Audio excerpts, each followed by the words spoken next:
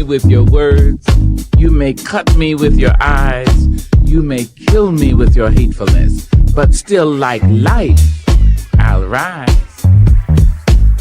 I refuse to accept the view that mankind is so tragically bound to the starless.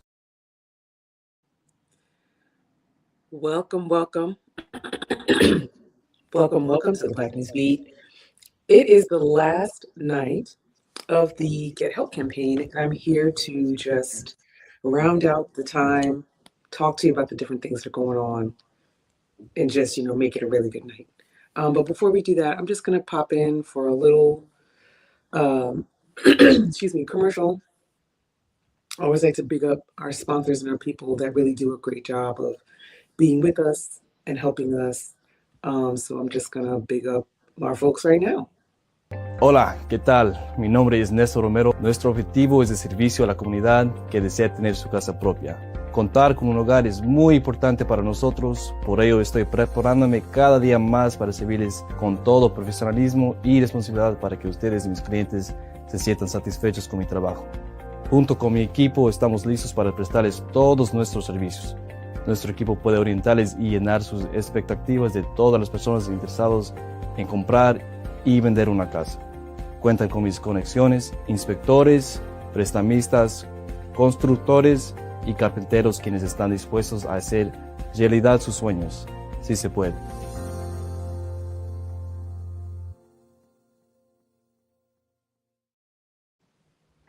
And we are back. So it's such an important night. It's the last night of the Get Help campaign for the state of Pennsylvania. They've been running this campaign throughout the holidays and into the new year. And I really, I took a moment yesterday to talk about my own experiences and what this campaign meant to me. So today I wanted to just, round it out. This is just as important to me as anything we do in the new year. So I just wanted to, have this time for us to talk about this. So if you're just tuning in, we are here talking about when it's time to get help for substance abuse and addiction, alcohol and other substances. So tonight is Getting Help is Power, right? It is the finale of the PA Get Help campaign. So we'll be just here for about 20 minutes, just talking. Feel free to put your questions in the chat and all of that as we go through this.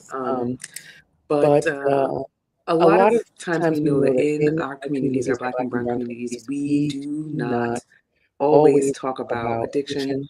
We talk about strength. We talk about healing. We talk about getting through it.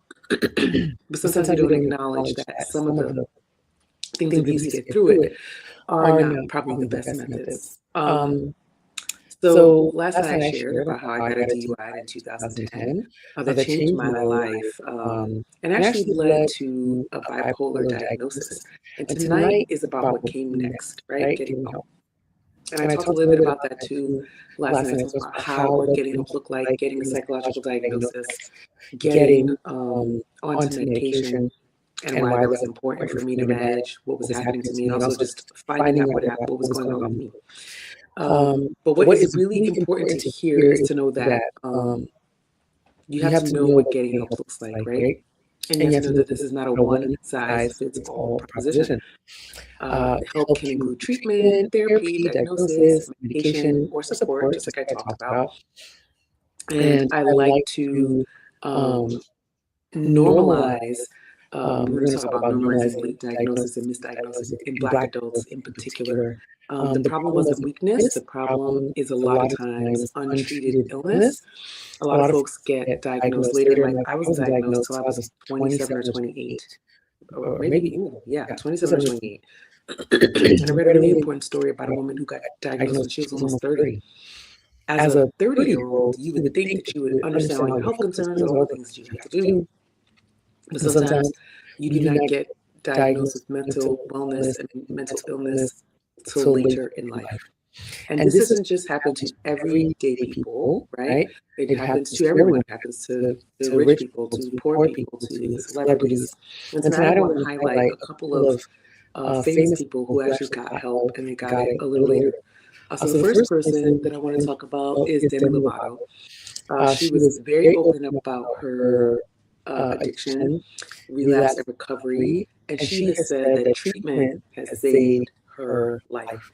So that's something that I want you to hold on to. Like, we see people on screen, we hear them, doing their craft, music, acting, and we think they have it all together. And I think by now in the world we should know that celebrities do not have it all together, but we do develop these parasocial relationships with celebrities. I mean, just a second ago, we saw Christy and Desmond. Christy filed for divorce from Desmond. If you don't know who Christy and Desmond are, go look that up. And people were so heartbroken and so hurt that they were filing for this divorce because they looked like they had the perfect family. And while that is not an issue of necessarily dealing with substance addiction, they were dealing with another type of issue, and that's infidelity. But it's that parasocial relationship that doesn't help us see the lessons and what some of the celebrities that we know are dealing with, and how that can inform and really kind of break the expectations that we put on other people and on ourselves.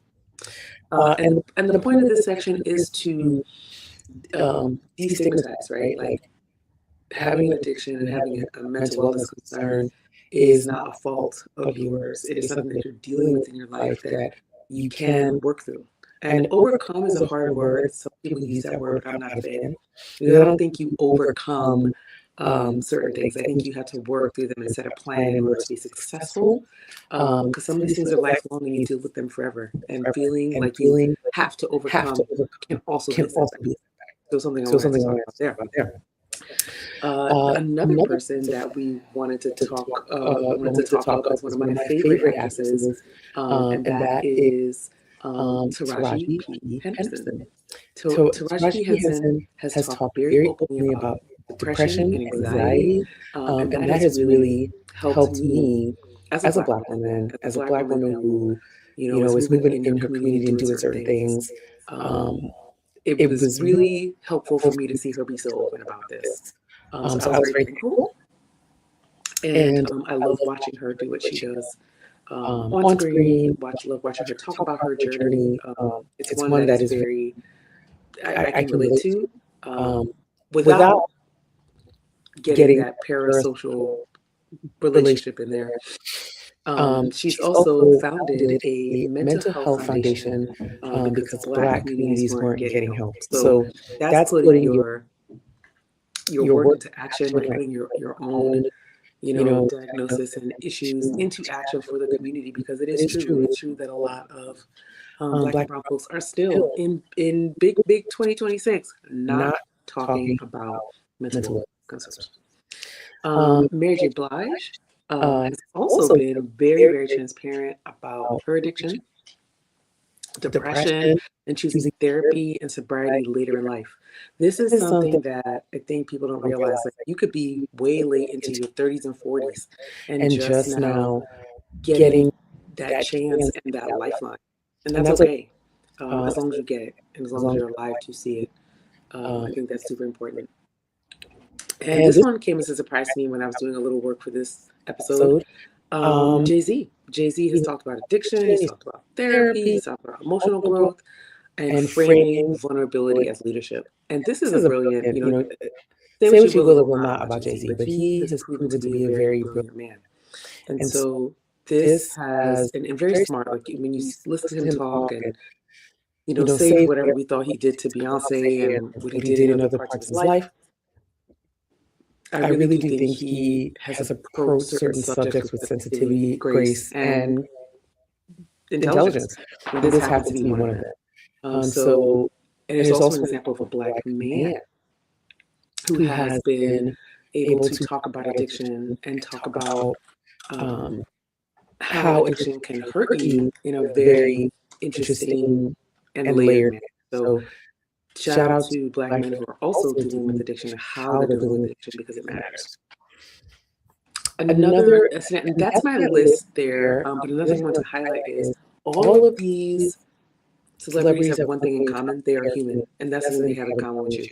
So if you are struggling with addiction, struggling with alcoholism, any of the other things, my particular one was feeling like I was going to turn into alcoholic because of my father. And getting that DUI and then having to deal with that. and really confront some things in my life. But whatever you're dealing with and whatever you are going through, getting help is probably one of the best ways to curtail what is happening. And getting help did not end their lives. And this is a big fear. It's not just a misconception, it's a fear.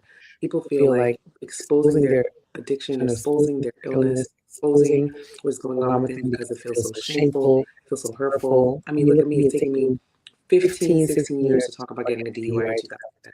I am going to be 45 this year.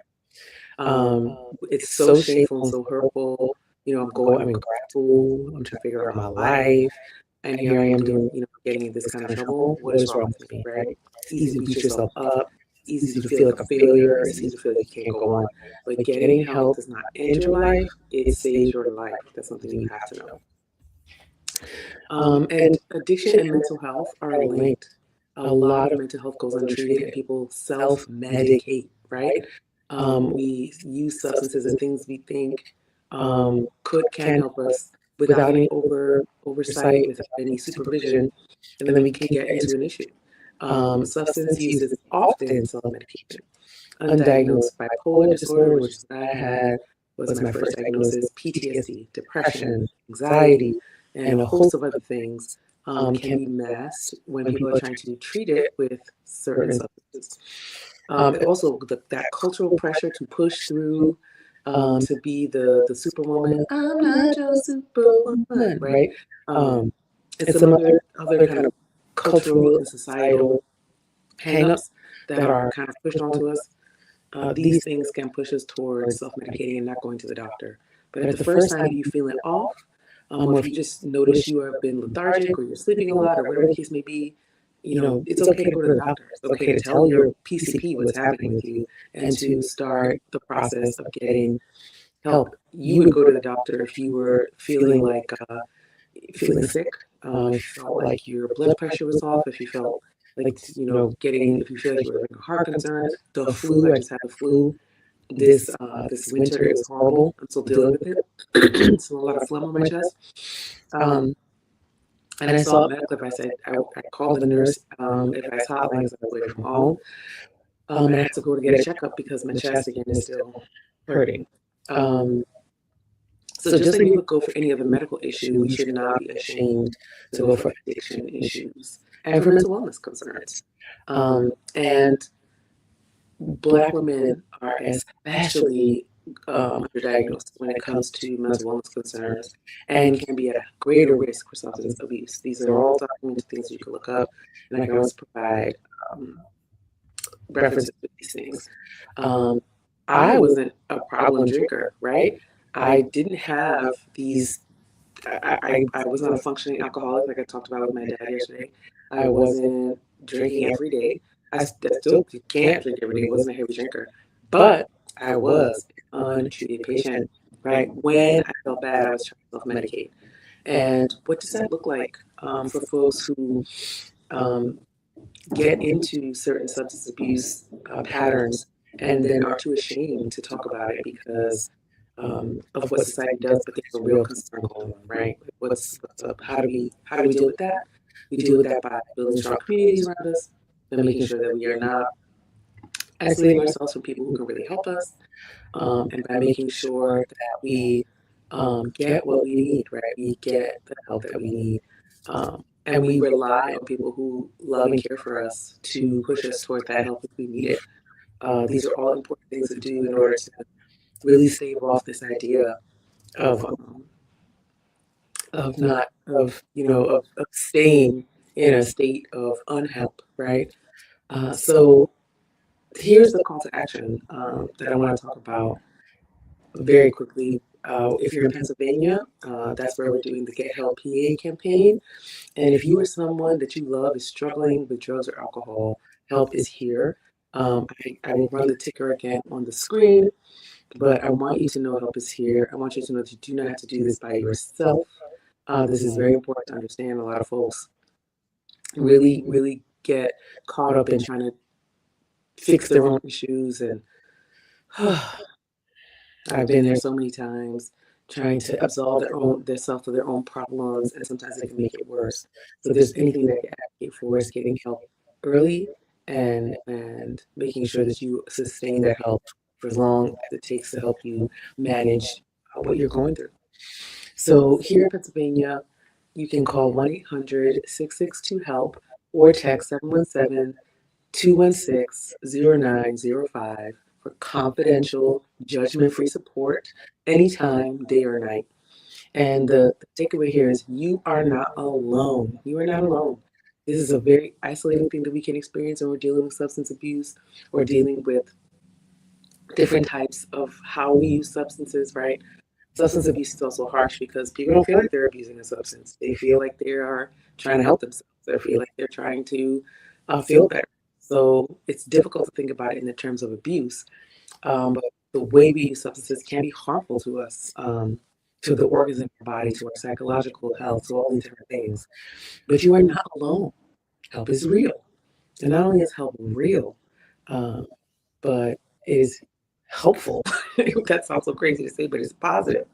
Help can really help you in a positive way, getting the help you need for substance abuse. And for me, for myself, I am thankful. I'm thankful that I was able to get help, even though it came in one of the most dastardly ways possible through a DUI that pushed me into a psychological evaluation that pointed to some things being wrong where I wouldn't have known if I wouldn't have got a full psych eval to figure out what was happening with me. So I'm thankful, even though it was difficult. If I wouldn't have taken that action 15, 16 years ago, if I wouldn't have had that DUI, I don't know if I would have gotten the right kind of help. And I don't know if I would have been helped in time. So take advice from somebody who's been through it. This is one of the things that you can do. Simply call a number, talk to someone. Just talking to someone puts things into perspective like nothing else. I'm going to say that number again. I'm going to put it up on the screen again. This is the website and the 800 number and the text number. You can use these anywhere in the state of Pennsylvania. And also, if you're outside of Pennsylvania, I know your state also has similar things. You are not broken. You are not alone, and help is real. And with this special episode of the Black News Beat, that's what I want folks to know. You are not broken. You are not alone. There is something wrong, but there's not something wrong with you.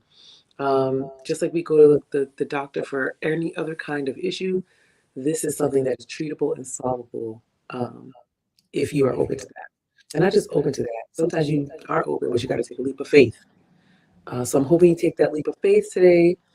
Again, Get Help PA, pa.gov/get help, 1-800-662-HELP, text line, even got a text line. It's 717-216-0905, and it's 24/7 support. So I'm signing off, but I wanted to pop on here really fast. I'm going to make a couple reels for this. Again, one more time. Help is here. Do you need help now? You are not alone. 1-800-662-HELP, 717-216-0905. You can also chat at pa.gov/get help. All right. This is Dr. Janine Campbell signing off for tonight. We'll be back in February with full episodes of the Black News Beat. We always take January off to just rest and we come back strong for Black History Month. Keep me in your thoughts. I'm still battling with a lot of phlegm in my chest from the flu. Get your flu shot. You do not want this. Get your COVID shot. You don't want it. I had COVID at the beginning of the year and end of the year with the flu, and still dealing with it in 2026. So keep me in your thoughts. But until then, until next time, I'm going to see y'all in February back on the show. Get what you need. Encourage other people too to get what they need. If you know somebody that's struggling, the information is here. I'm going to put this banner up one more time. The help you need is here. Get help. pa.gov/help for chat assistance. 1-800-662-HELP. And texting 717-216-0905. All right. I will talk to you soon. Thank you, family, for tuning in. And I'll see you in February when I'm all jazzed up and dolled up and doing the show. But for now, be kind to yourselves, love on yourselves. It is 2026. We want you to be loved, healthy, feeling like you can take on the day, right?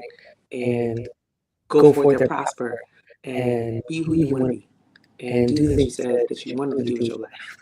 So that includes getting help if you need it. And I love y'all. And I'll talk to you soon.